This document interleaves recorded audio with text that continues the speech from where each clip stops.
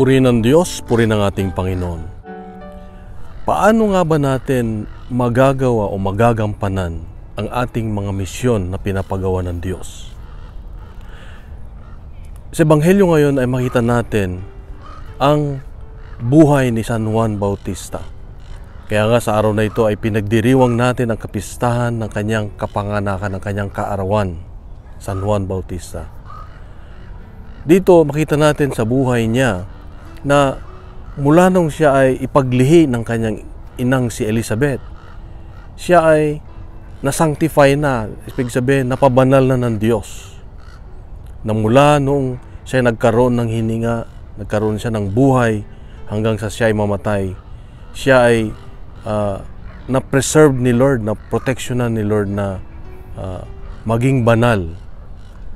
At habang siya ay lumalaki, ay kanyang inalagaan ito.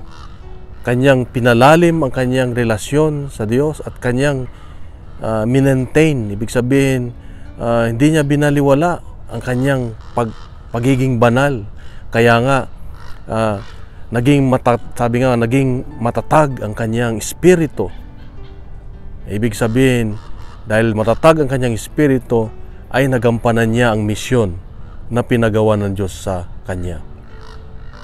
Tayo rin ay maaring hindi tayo napabanal, na sanctify nung tayo ay pinagbubuntis. Pero nung tayo bininyagan, ay tayo ay napabanal ng Diyos. Binigyan tayo ng tinatawag na sanctification. Ibig sabihin, nakasama na natin ang Banal na Espiritu Santo, kasama na natin ang Diyos upang magampanan natin ang ating mga misyon na pinapagawa ng Diyos sa atin. Kaya lang, habang tayo ay lumalaki, ay maraming bagay na ating pinabayaan na mawala ang ating pagiging banal.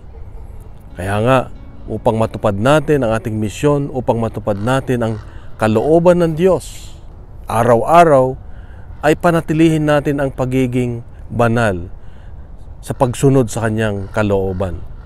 Hingin natin lagi ang presensya ng Banal na Espiritu Santo na tayo tulungan at humingi ng kapatawaran. Maging humble tayo lagi sa harapan ng Diyos upang masunod natin ang kanyang kalooban at magawa natin ang ating misyon. Kapatid, ito ang paalala ng Diyos sa atin na matuto tayo sa buhay ni San Juan Bautista. Mahal ka ng Diyos, mahal ako ng Diyos, mahal tayo ng Diyos. Bukas muli, meron siyang magandang mensahe sa atin. Pagkalat natin itong mabuting balita. Ang Diyos ang mabuting balita at huwag maniwala sa fake news. God bless and God is good.